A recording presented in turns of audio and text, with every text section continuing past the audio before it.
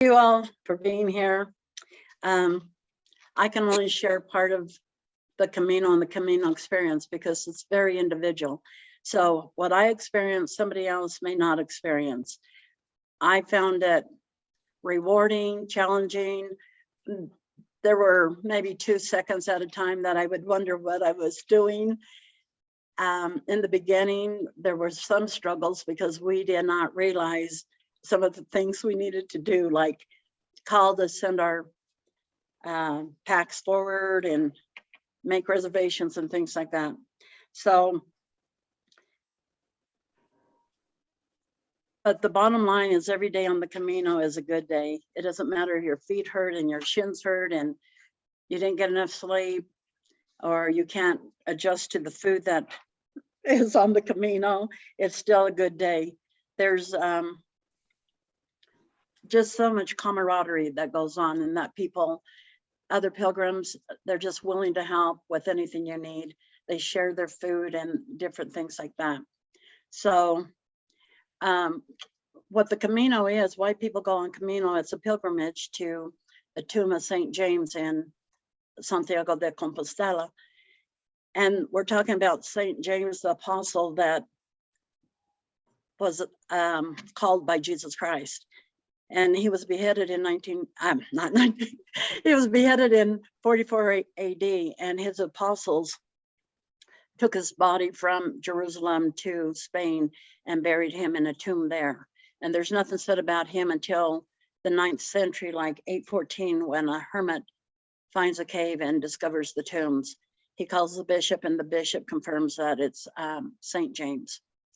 And then later on, King Alfonso II, he makes a pilgrimage to the tomb of St. James. I read another thing that somebody else was the first pilgrim, but that's the beginning of people making pilgrimages to Santiago. And Santiago is the 3rd holiest pilgrimage site after Rome and Jerusalem. And Saint Santiago is the patron saint of Spain, especially during when Spain and Charlemagne were trying to recapture the Spanish peninsula. They say that Santiago appeared to them many times in battle and helped them to be successful.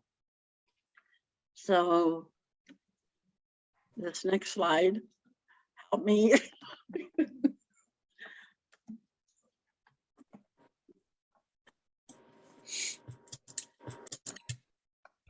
Okay, this next slide, thanks to Ed, because he contributed this.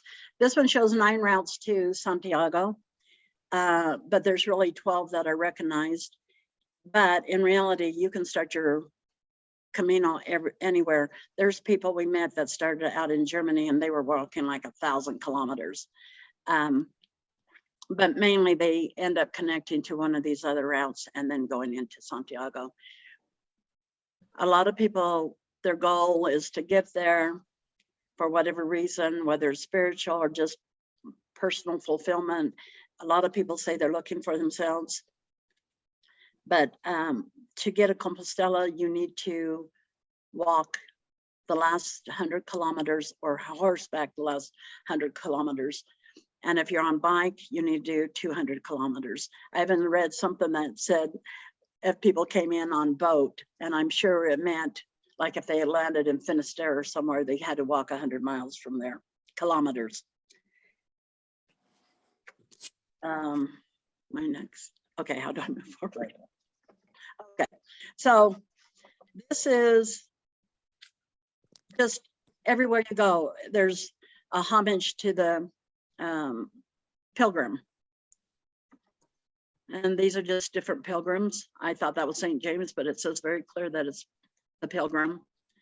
And you just see them in every town. And a lot of towns outside, like in their little plazas, they also have crucifixes all over the place. Spain is very Catholic. I didn't look it up, but you see churches and crosses and masses all the time and the bells ringing. So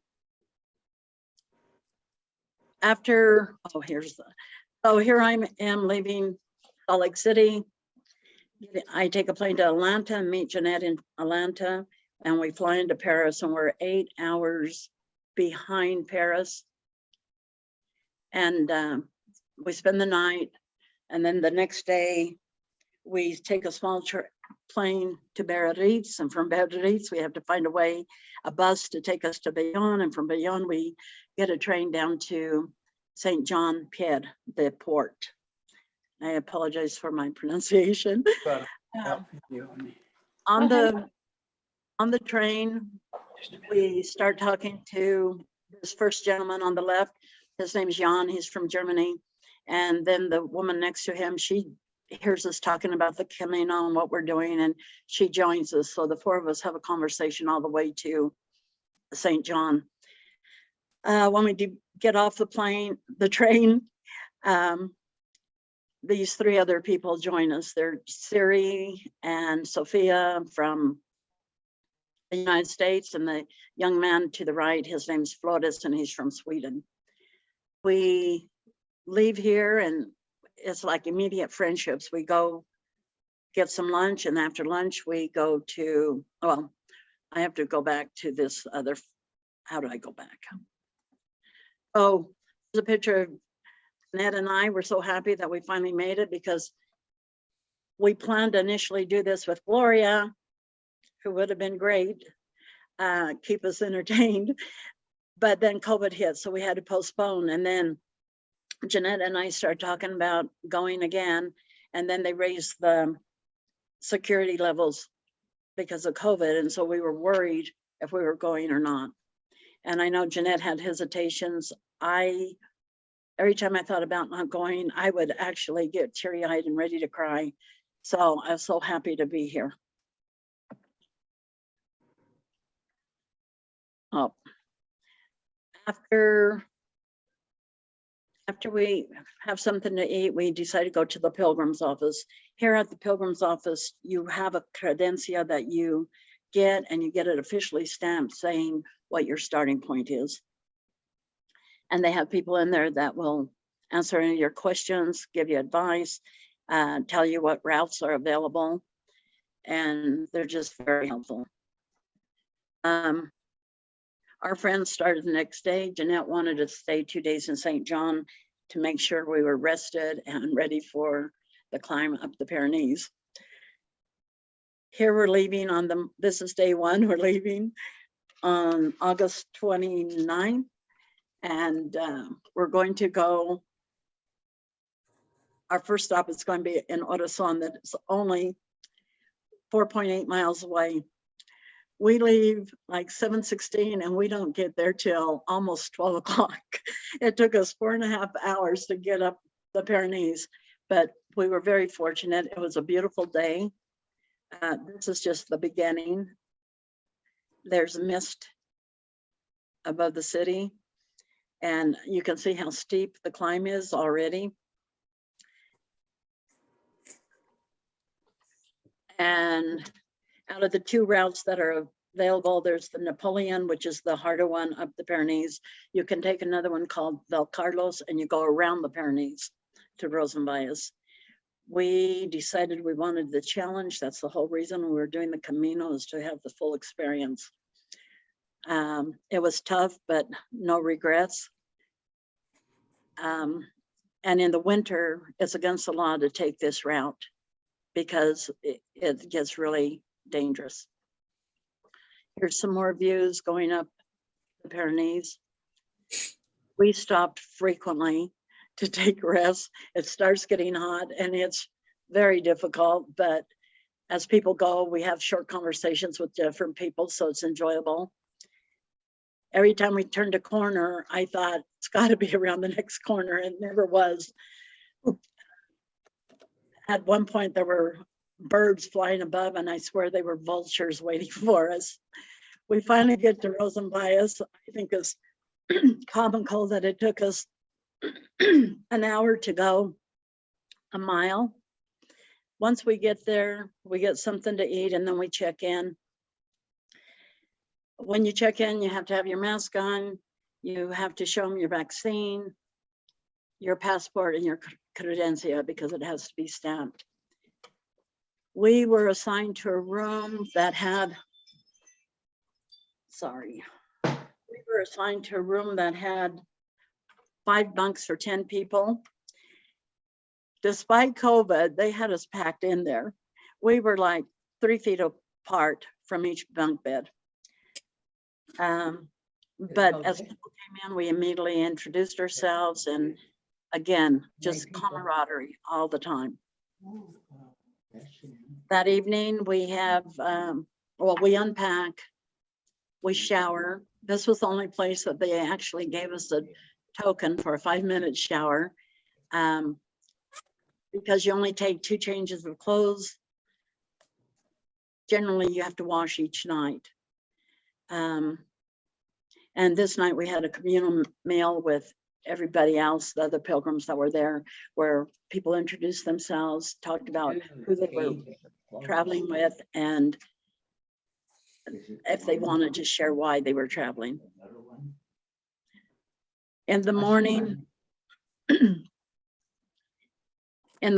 we get up, we have a communal breakfast, and people asked if they could get breakfast earlier, and the host said no, because they wanted us to see the sunrise. This was the sunrise on day 2, and it was just beautiful. People leave. There's people that will start their next day at 4 o'clock, 5 o'clock, 6 o'clock in the morning.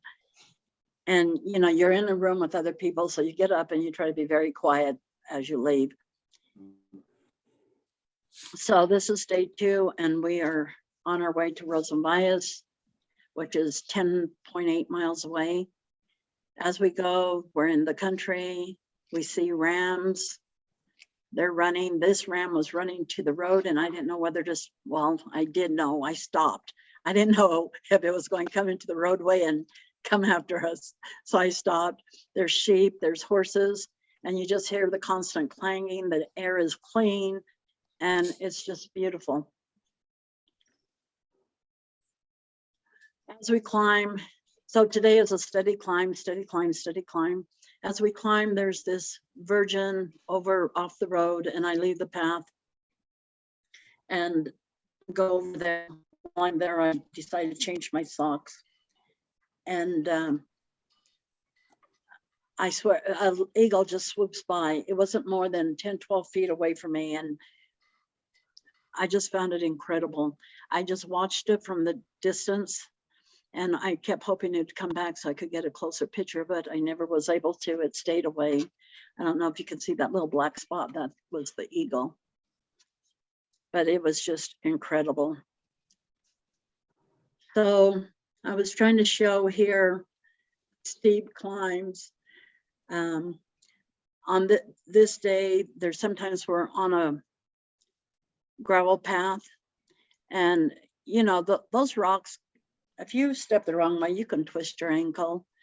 I was thankful that I did buy walking sticks because I didn't think I'd need them, but they really did come in handy. Yeah. The first picture, you see the shepherd's hut in the back, and the second one is Jeanette walking with 2 of the other people we were walking with.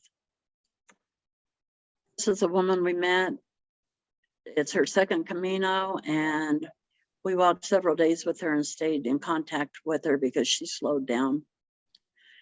Her plan was to get to Finisterre and leave the final bit of her husband's ashes there. Oh my gosh. Wow.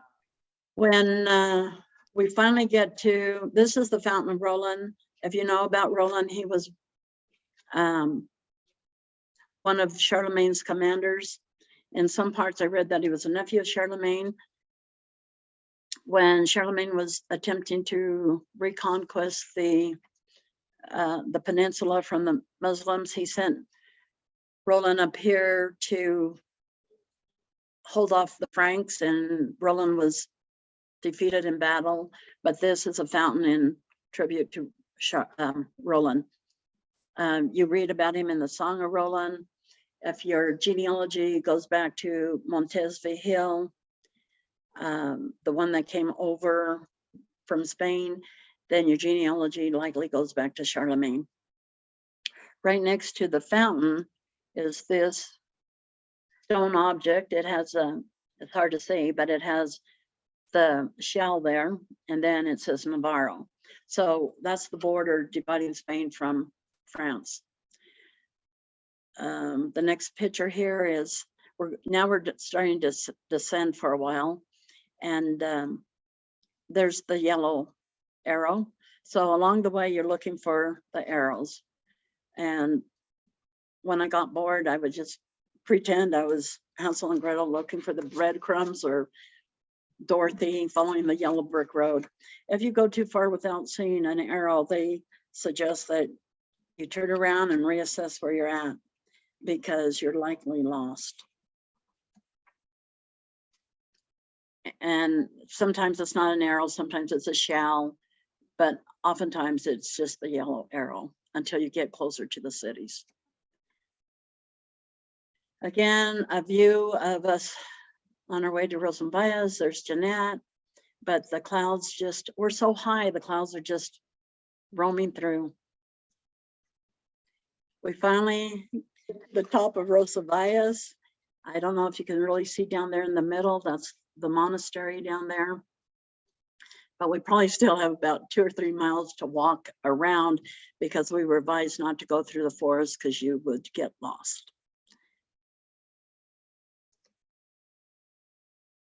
Here's another marker, the shell.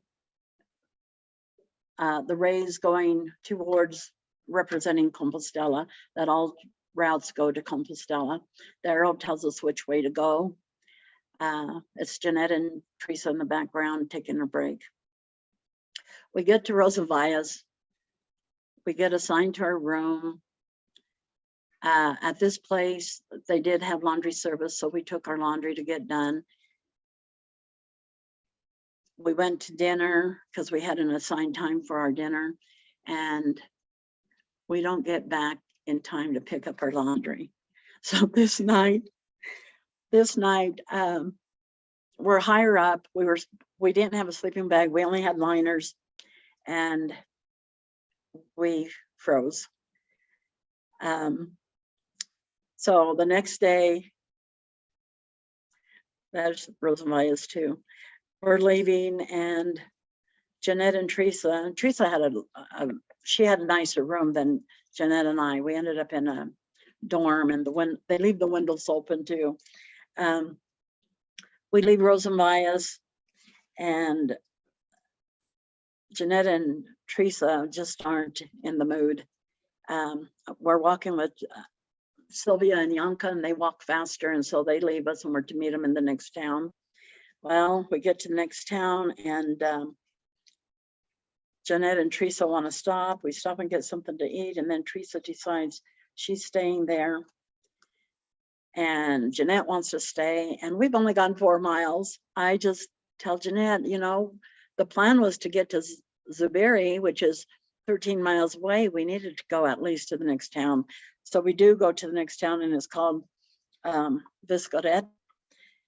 And we meet, there's fountains along the way. There's a fountain to refill your drinking water. This is some of the housing, they don't have yards, so they put up flowers, and it's just really pretty.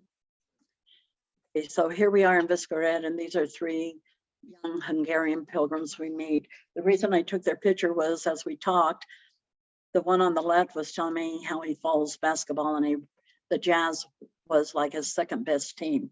So I want to take that picture. So this night, Jeanette tells me that she's going to bus to Pamplona because she's going to have her sister send her a package. I think maybe she wants to regroup too, since that was a tough day for her. So I tell her that I'm going to continue walking, and I'll meet her in Pamplona. Part of the problem is she doesn't have a phone, and so she's waiting for her sister to send her a phone. So this is day 4, beautiful sunrise. I begin my Camino by myself at 7:28. we're in an off town, so there's not very many pilgrims. When you're in the regular towns, like we follow this one book, then you're starting off with a bunch of other pilgrims about the same time. So I'm walking along, there's maybe 3 people that pass me. It starts to sprinkle, so I stop and put on my raincoat. And in this shelter, there's a man I meet named Christian. He's German. We walk for a while and we just talk and share conversation. He's walking 30 to 40 kilometers a day and he's camping out. He has his gear on his back. He's carrying everything. But part of his conversation was he wanted to be in Santiago by September 15th. So I encouraged him to continue his walk or he wasn't going to get there. So I'm walking alone again, but in reality, you're never alone on Camino unless you really choose to be. So by 9:30, more views. By 9:30, the rain really starts coming down. And initially, I was trying to walk on the sides and avoid the streams. And then I finally decided that I knew it was going to rain and I had a choice to enjoy it or be miserable. And I decided, of course, it's my Camino, I'm going to enjoy it. So I quit avoiding it and I just started walking in the middle. But this is just rainfall and it is raining heavy. The second picture is a bicyclist who's trying to maneuver between the rocks and the rain and not slip. And then the third one is just another view where even though it's raining, it's still beautiful. So I get into Zubiri, which was 6 miles, and it stopped raining. I got something to eat, and I'm crossing this bridge, and a man that was in Espinal, he was walking by, and I asked him to take my picture to show that I made it to Zubiri. As I continue, I end up on the road. On the road, they have signs like this, you know, advising people to be careful because there's pilgrims on the road. I think when I was doing these pictures, I was just wanted to make sure everybody understood that it is a steep climb and it's not easy. So I keep showing you these pictures of our steep climb. There's a lot of cats around. This one I stopped and he was so skinny. I stopped at a fountain and there was like a water bowl there. So I got him some water and then I sat down and shared my bocadillo with him. So I decide I can walk further. And so I keep walking and I walk and I walk and I walk. And I finally decide that it's time to get a room. So I stop in Zaran, where this pilgrim figure is, and I go in to inquire about a room. My app isn't working and I don't have a book telling me where I can find it, the next albergue. I go in here and the person tells me they have no room. I find out later it's only a 4-bed albergue anyway, and because of COVID, they can only run at 50% capacity. So then I have no choice but to walk further.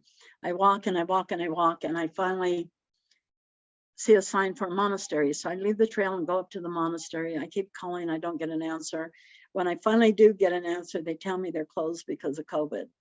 So I have to come back down and get back on the trail and I really don't know where I'm going. I just keep walking and walking.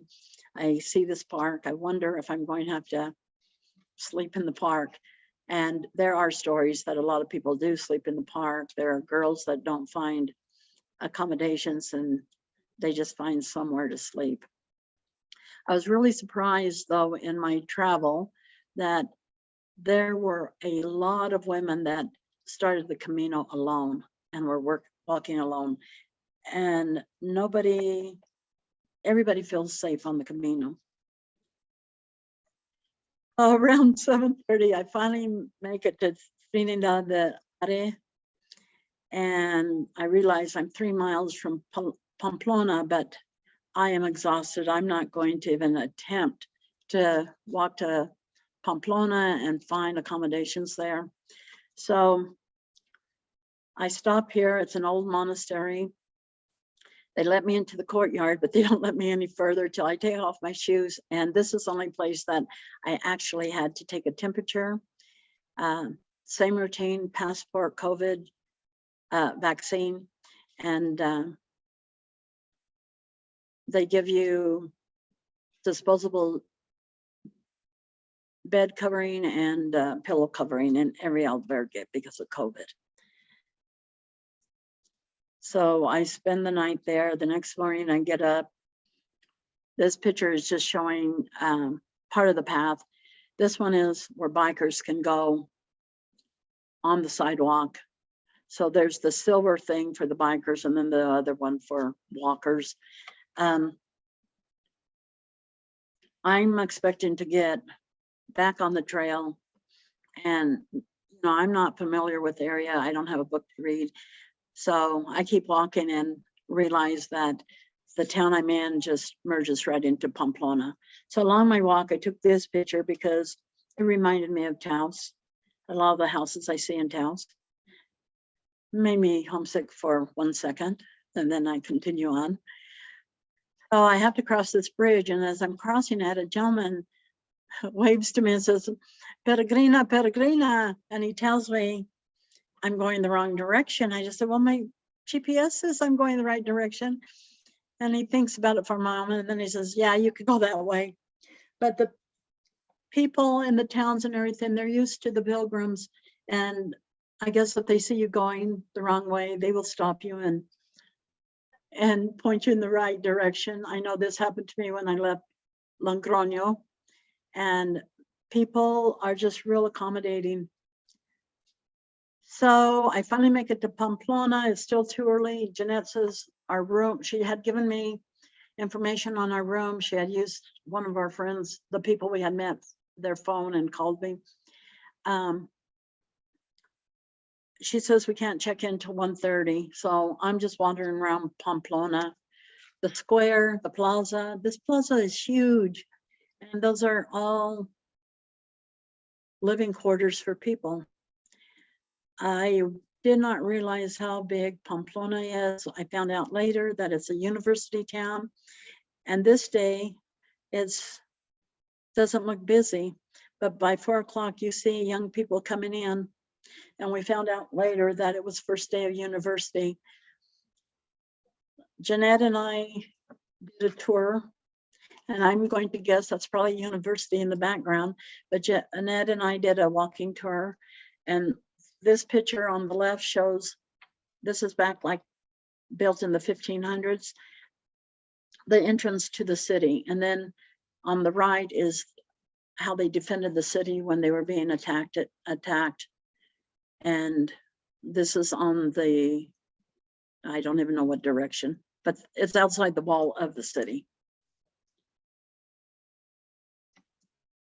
So Jeanette's package hasn't come, went the wrong way.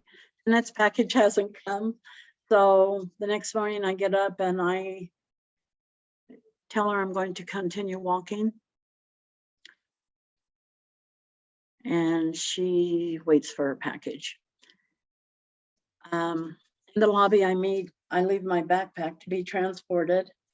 And I meet a woman named Connie from Germany, and she and I walk the next 2 days together. This is a metal structure representing the medieval pilgrims that are on pilgrimage. This is like about 5 miles up.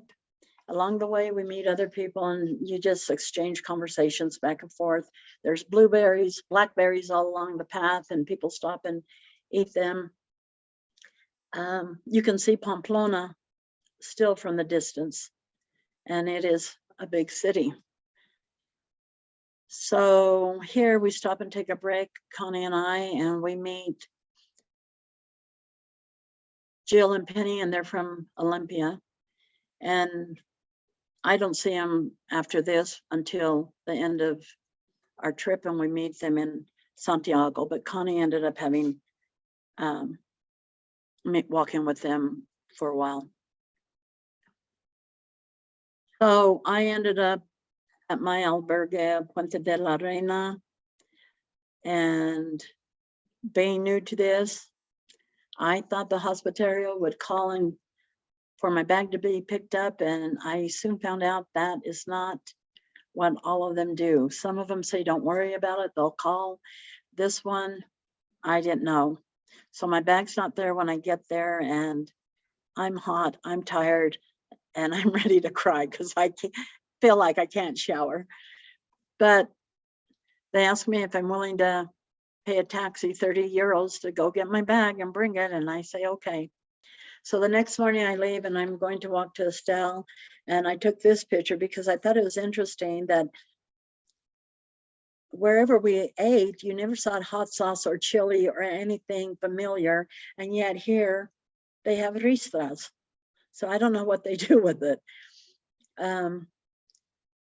Connie is like 3 miles behind me,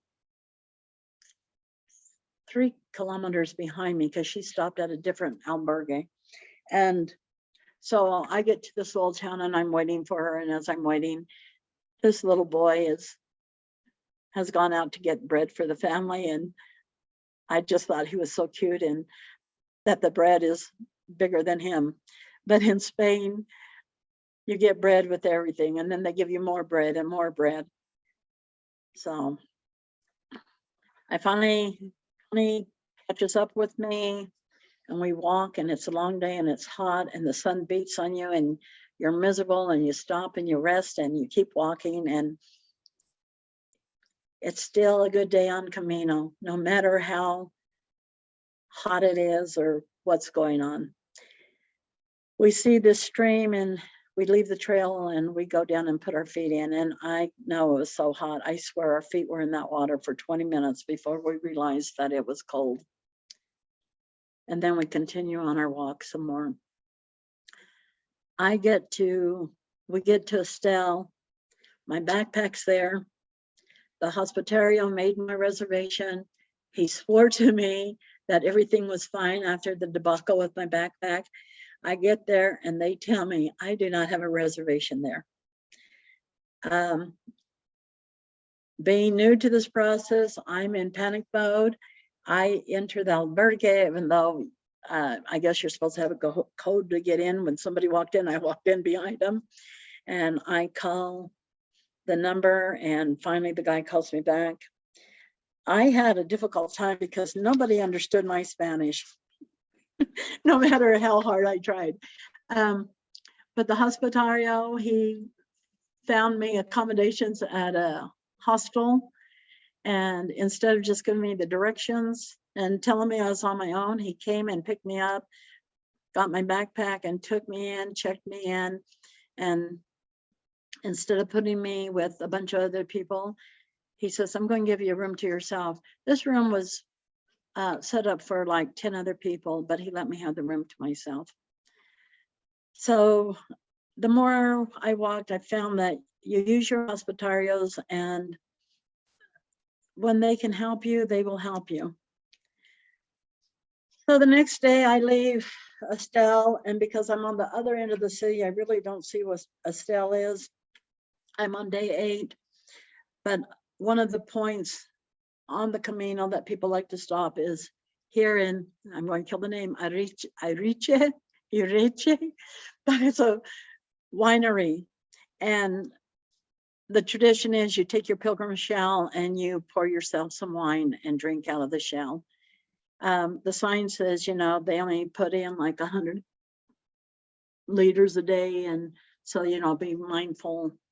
So there's some for other people. I found out later when I got to Los Arcos that people had actually filled bottles and taken it with them. But this is a Sunday, so I'm sure it wasn't used up. I walked to, I don't want that picture. I walked to where I'm staying, which I made it a short day that day. And it's a smaller albergue. There's about 10 of us there. We have a communal meal. Our hospitaria, she made us a vegan dinner and it was very good. I met a gentleman named Dwayne that runs Habitat for Humanity in Pennsylvania. We had a talk. The next day I leave, which is day 10, and I'm going to take a picture of the sunrise, and there's a young man coming out of the vineyards. He had spent the night in the vineyards. He's biking, and we walk for a while and just share conversation. This is day 10. This is, I hope I have, nope, I don't have that one. It's a church. I don't recall the name. I did not go into that church. This other picture is just, again, showing the steepness, and it's a biker. There were a lot of bikers, and they don't always say on your left. They just come zooming by. I make it to Los Arcos, and this crucifix on the left is the church is right next to the square. The plaza is right next to the church. So I took a picture of that. The next day, I'm on my way to,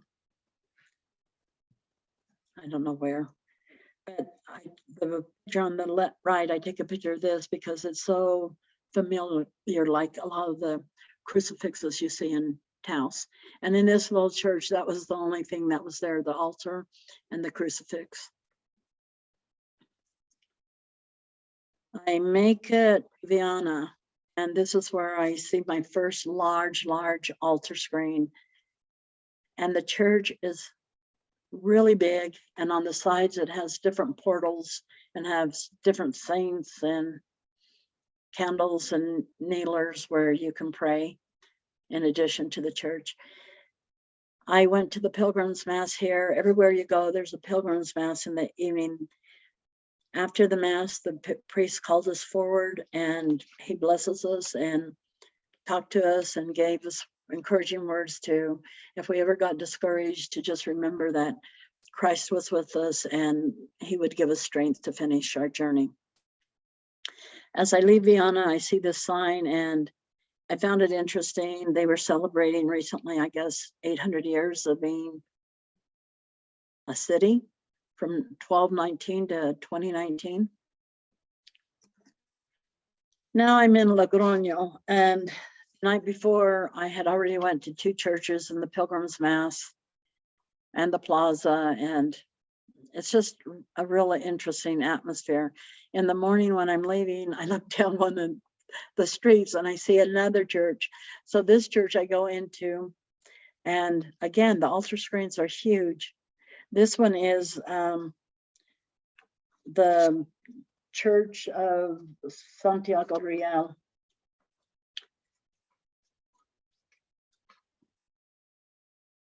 So this was day 12. From here, I go to Navarrete. From Navarrete, I go to Najara. But when I left Navarrete, it was raining all day, and I had the misfortune of losing GPS and everything on my phone. I couldn't even call my son. I had to borrow somebody's phone. And I wanted to get back on the trail, and it rained all day, and I finally get to Najara, and I'm waiting there, and Jeanette, we finally encounter one another in Najara, which is day 13. From Najara, on day 14, we end up going to Santo Domingo. I thought I had a picture here of the Bow Towers. We climbed up to the Bow Tower, which was like 143 steps, and you can see the whole city from there, and it's a beautiful view. I'm not going to tell you the story about Santo Domingo, but this first one is they have chickens there that live there inside the church.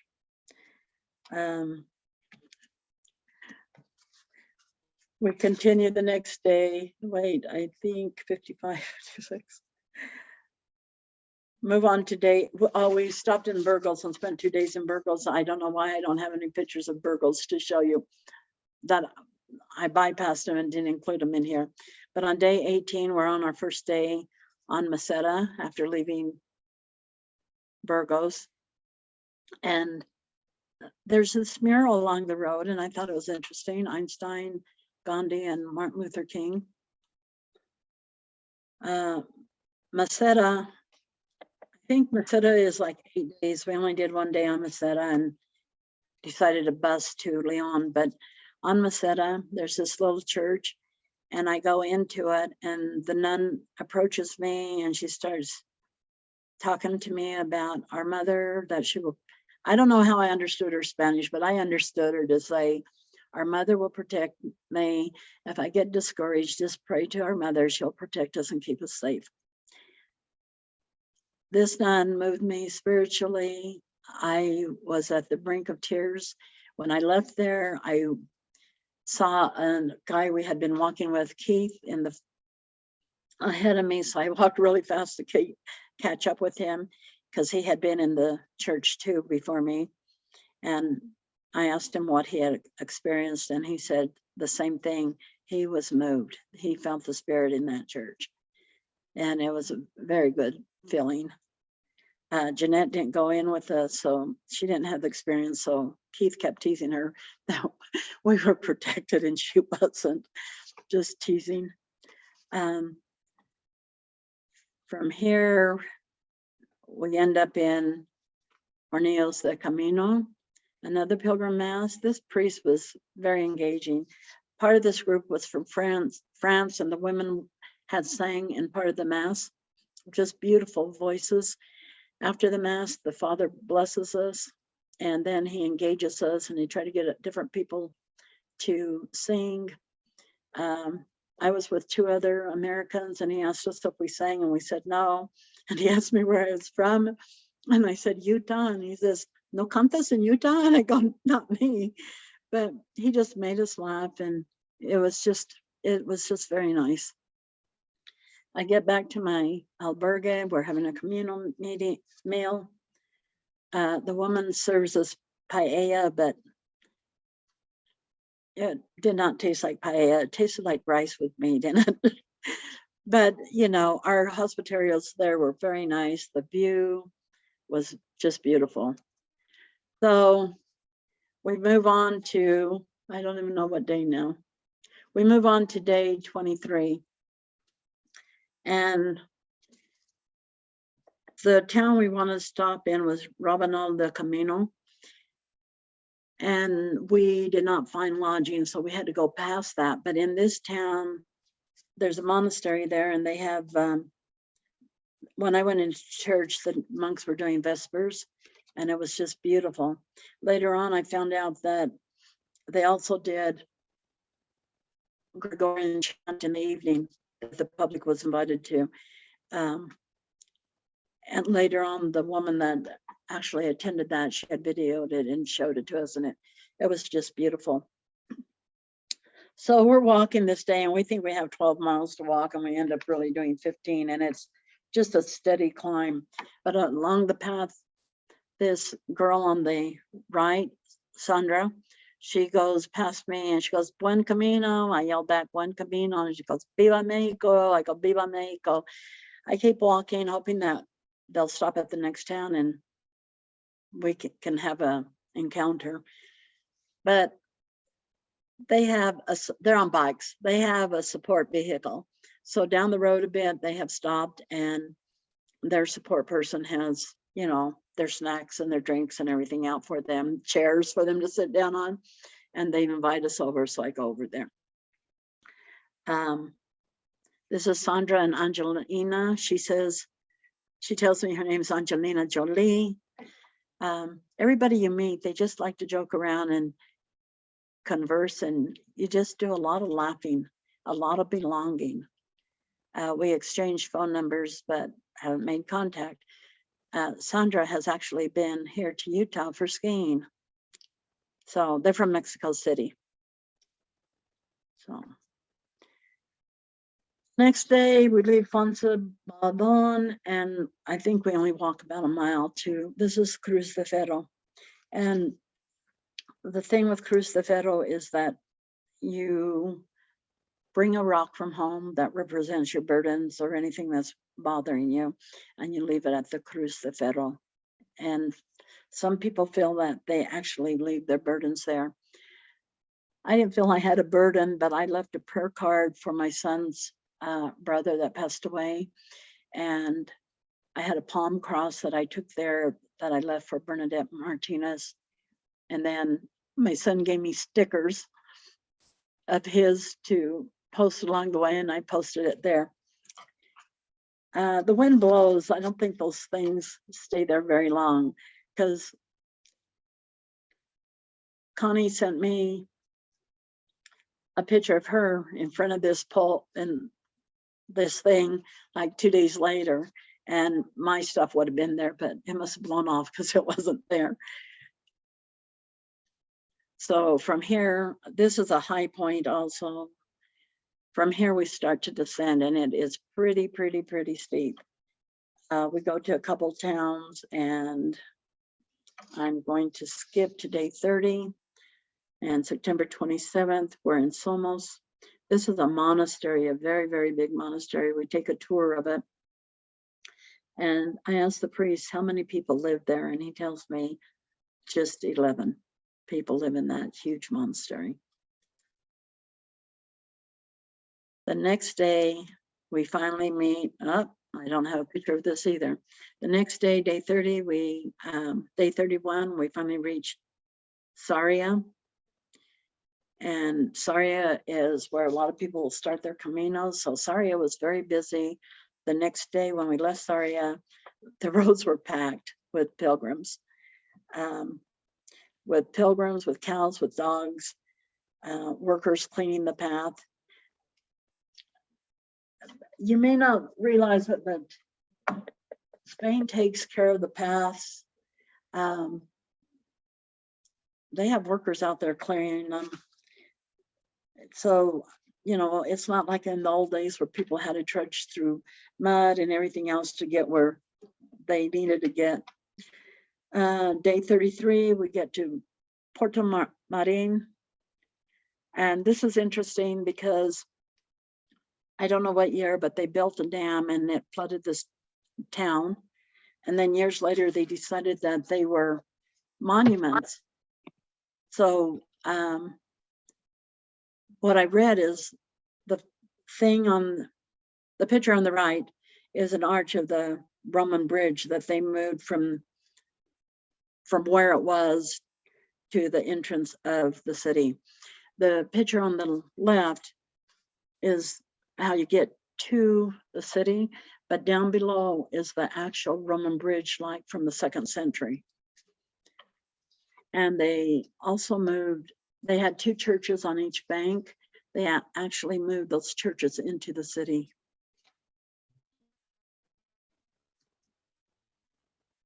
Okay, we go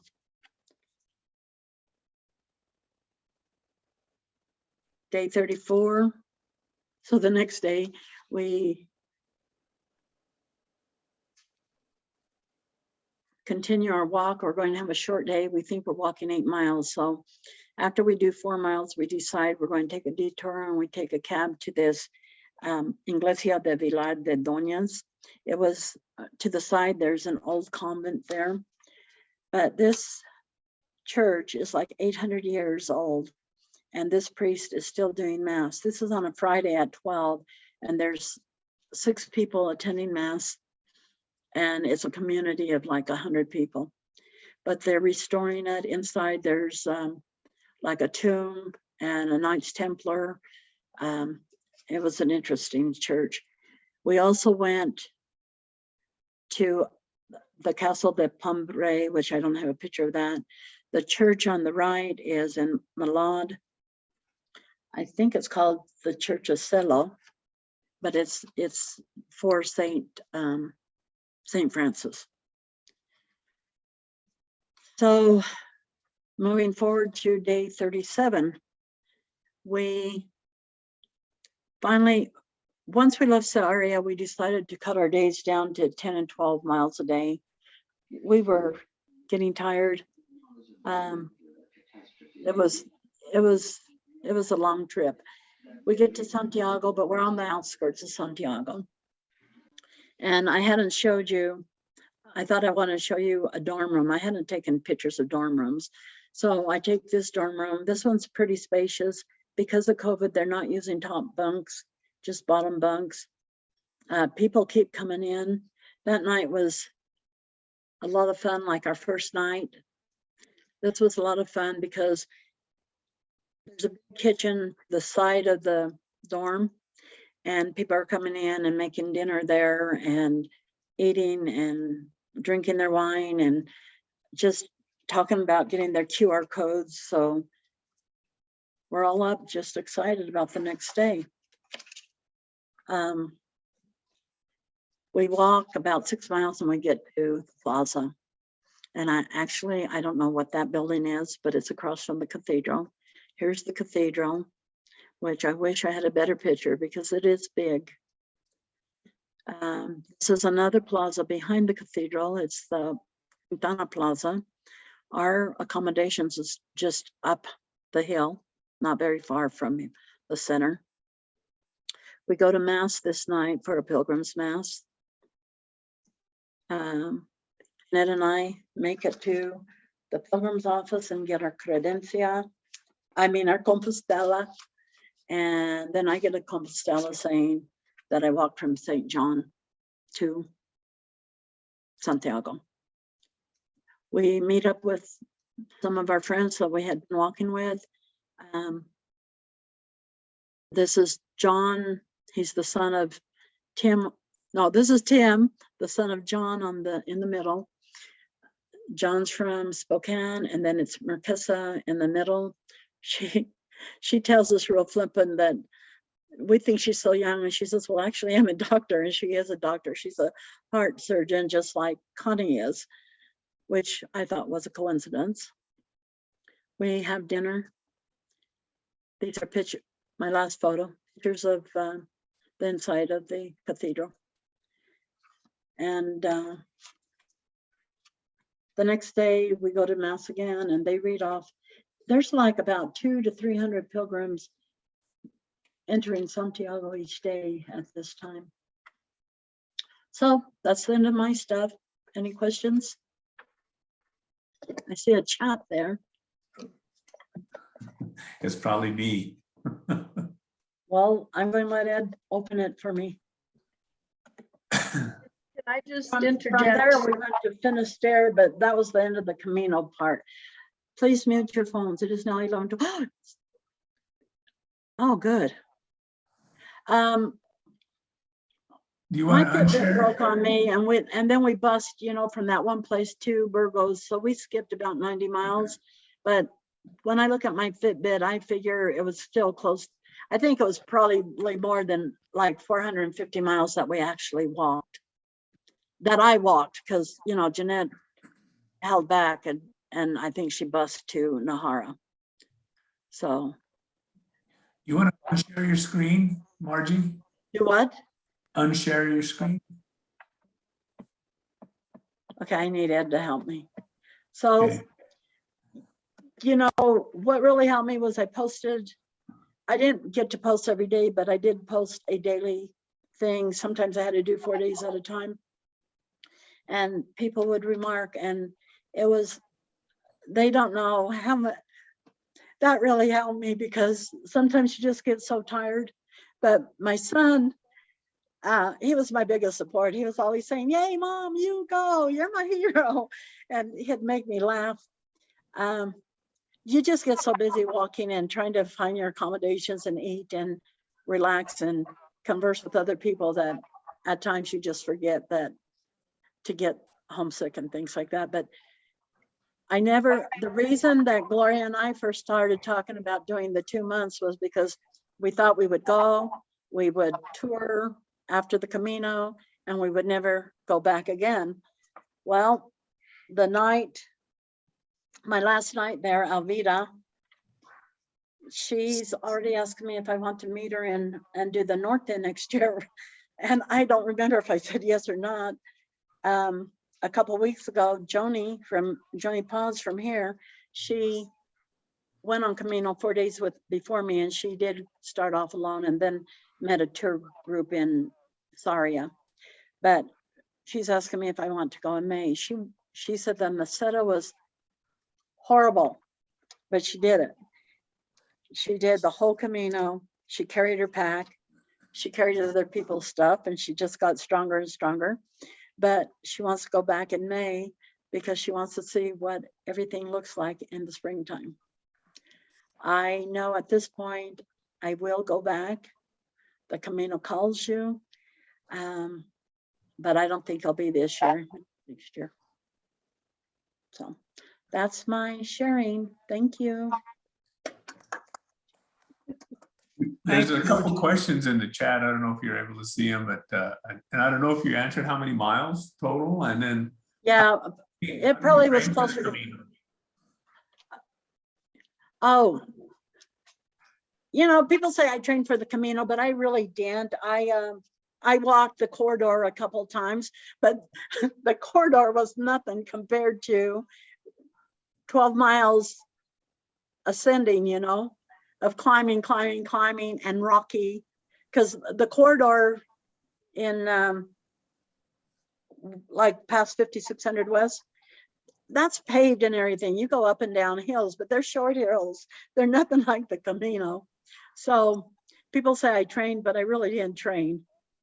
I had started walking when COVID hit, like 6 miles at a time, thinking that would do it, but the Camino and the climbing really slows you down. But no regrets. any other questions? Yeah, Margie, this is Phil. I was on that trail, mainly on the French part. We stopped before we got to the Pyrenees because I had to get home for work. But I understand it's a lot busier, the trail now, than it was 23 years ago when we were on it. And you said once you got closer to the ending spot that you had more and more people. Yeah, like in Saria, that's a starting point for a lot of people because it's the 100 kilometers. It was really busy. And you know, it's so easy to start conversations because like people, like one couple, they were walking and I saw them and they have a Mexico patch on their backpack. So you just say, "De donde eres? What part of Mexico are you from?" And then you just start a conversation. It's so easy to start conversations, and everybody's so nice, and they share what they have. It's an uplifting experience. It is, and you really have to experience it to know what it's like. Me telling you what I experienced isn't even all of it. I met a young kid that was 23 and the last night, and he comes up to me and he looks so sad at me and he says, "Yo tengo hambre," and I'm thinking, what do you want me to do? And I went and got Jeanette because he could speak Spanish. So I got Jeanette and she was able to get a menu and order some food for him. He had blisters all over his feet, so he did not want to go walking. Somehow he did make it to Compostela the next day, and he was so happy to see Jeanette and I. There's just so many.